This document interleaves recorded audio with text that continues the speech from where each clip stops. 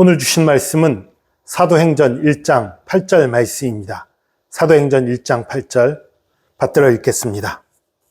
오직 성령이 너희에게 임하시면 너희가 권능을 받고 예루살렘과 온 유대와 사마리아와 땅끝까지 이르러 내 증인이 되리라 하시니라. 아멘. 예수님이 승천하시기 전에 제자들에게 하신 말씀입니다.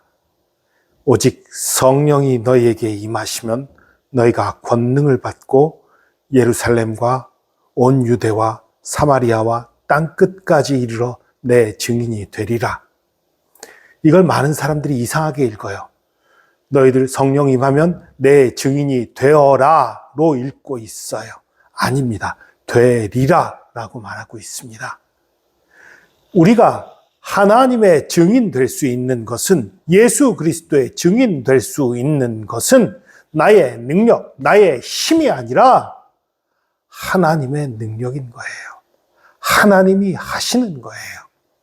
내가 증언하려고 노력해서 되는 것이 아니라 하나님이 우리를 증인 만드시는 것입니다. 어제 다니엘 기도회에서 전던 선교사님 간증을 들었어요. 놀라운 기적들이 많이 일어났지요.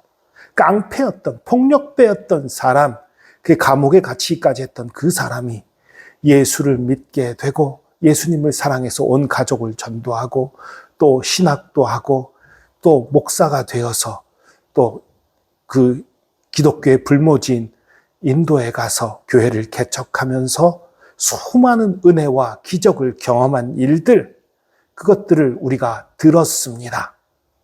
오늘날도 하나님이 기적 행하심을 보았습니다. 오늘날도 수많은 은사가 드러나는 것들을 보았습니다. 그런데 왜 인도에서는 일어난 그 역사가 왜 오늘 우리 한국에서는 저와 여러분에게 잘 일어나지 않는 걸까요? 여러분, 하나님께 맡기지 않아서 그래요. 갈급함이 없어서 그래요. 우리가 부요해져서 그래요. 무슨 소리냐 하면 성경의 원리는 무엇입니까? 약할 때 강함이 주어지는 거예요. 우리가 약하면 약함으로 인해서 하나님을 간절히 붙잡고 간절히 의지하게 되고 그때 하나님이 일하시는 거예요. 그래서 약할 때 강함이 있는 겁니다. 그런데 오늘날 한국 사회가, 한국의 기독교인들이 너무 잘 살아요. 너무 부요해요. 너무 풍족해요. 간절함이 없어요. 안타까움이 없어요. 하나님을 향한 부르짖음이 식어져 가고 있어요. 그걸 핑계를 대요. 성령이 한국에서 떠나고 계시기 때문에 역사가 안 일어난다. 무슨 소리입니까? 우리가 기도하지 않기 때문이지. 우리가 부르짖지 않기 때문이죠. 우리가 하나님을 의지하지 않기 때문에 나타나는 일을 성령께서 떠나시기 때문이라고 우리가 둘러대요. 핑계대는 것입니다. 거짓말하는 거예요.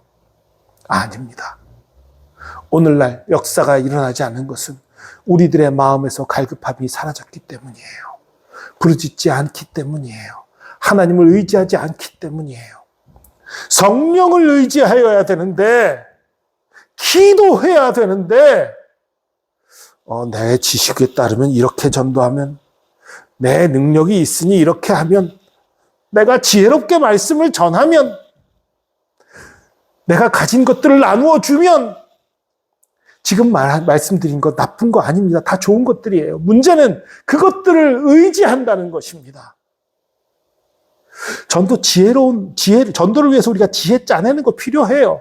그런데 문제는 하나님을 의지하는 것이 아니라 그 방법을 의지하고 있어요. 말씀을 잘 가르쳐야지요. 말씀을 잘 공부하고 깊이 있게 연구해서 잘 가르쳐야지요. 그런데 문제는 말씀을 잘 전하는 내 실력을 의지하고 있어요. 어려운 사람들 도와야지요. 물질이 있는 곳에 마음이 있다고 했으니까 우리의 물질을 쏟아서 돕고 섬겨야지요. 그런데 문제는 그 물질로 될 것이라고 생각하고 있는 거예요. 우리 예수님이 일하시는 것을 생각지 않고 성령께서 역사하시는 것을 생각지 않고 내가 하고 있는 거예요. 그러니 하나님이 역사하시지 않는 거예요. 그러니 기적이 일어나지 않는 거예요. 여러분, 오직 성령이 임하시면 우리가 권능을 받고 주님의 증인이 된다고 하셨습니다. 내가 노력하고 갈고 닦아서 증인되는 것이 아니라 하나님의 은혜로 되는 거예요.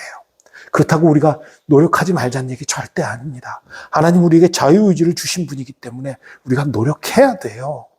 더 지혜롭게, 더 헌신하고, 더 물질도 쏟고 열심히 내야 되는 거 맞아요. 그러나 분명한 것은 그 일의 주인이 누구신가? 그 일의 주권자가 누구신가? 그 일이 누구에게 달렸는가?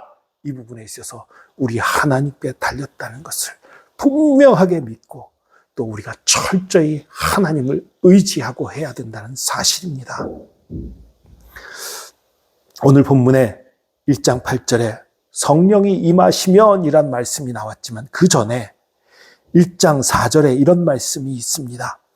사도와 함께 모이사 그들에게 분부하여 이르시되 예루살렘을 떠나지 말고 내게서 들은 바 아버지께서 약속하신 것을 기다리라. 하나님 앞에 먼저 기도해야 되는 거예요. 우리가 일하기 전에 부르짖어야 합니다. 엎드려야 합니다. 하나님의 음성을 듣는 시간이 있어야 됩니다. 하나님의 응답을 받는 시간이 있어야 됩니다. 하나님 앞에서 내가 변화되는 시간이 있어야 하는 것입니다. 이 말씀대로 사도들은 기도에 전무했어요. 오순절이 이를 때까지 열흘 동안 기도에 온 힘을 다 쏟았어요. 그때 성령이 임하셨고 그로 말미암아 그들이 증인된 삶을 살기 시작했습니다. 사도들이 복음을 전할 때, 성도들이 믿음으로 기도할 때 수많은 기적들이 일어나기 시작했던 것입니다. 오늘날 인도가 형편이 어려운 것들로 인해서 우리보다 훨씬 더 간절한 거예요. 하나님을 훨씬 더 간절히 붙잡고 의지하는 거예요. 그러니까 기적이 일어나는 것입니다. 놀라운 역사가 일어나는 거예요.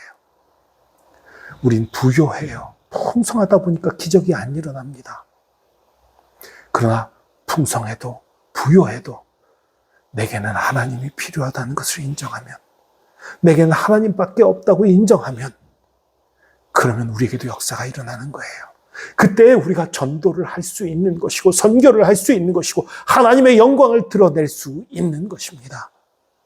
여러분, 하나님 앞에 겸손하게 엎드리는 저와 여러분 되기를 축복합니다. 부르짖는 저와 여러분 되기를 축복합니다. 내 힘과 내 능력이 아니라 하나님만 의지하는 저와 여러분 되기를 축복합니다. 기도하겠습니다. 주님, 우리가 너무 부유해졌습니다. 우리가 너무 풍족해졌습니다. 갈급함이 없습니다. 우리가 너무 교만해졌습니다. 내가 할 수 있다고 생각하고, 내가 지혜롭다고 생각하고, 내가 잘한다고 생각하고, 내가 할 수 있다는 어리석음으로 주님이 일하시는 것을 막고 있음을 고백합니다. 주님, 이제 우리의 미련한 것들, 어리석은 것들, 연약한 것들, 궁핍한 것들을 주님 앞에 인정하기 원합니다. 이제 주님께 우리의 삶을 드리기 원합니다. 내가 해야 될 일들, 내가 꿈꾸는 일들, 그 모든 일들을 주님께 맡기고 의지하고 나가기 원합니다. 주님 붙들어 주시옵소서. 이제 우리를 증인되게 하여 주시옵소서. 이제 우리 가운데 역사하여 주시옵소서. 이제 주님의 권능을, 주님의 능력을 드러내시고 주님의 선교를 이루어 주시옵소서. 함께 하신 주님 찬양합니다. 우리를 써주시는 주님 찬양합니다. 우리를 새롭게 하시는 주님 찬양합니다. 우리의 기도를 들으시며 기적을 행하시는 주님 찬양합니다. 주의 사랑과 은혜에 감사드리며 예수 그리스도의 이름으로 기도합니다. 아멘.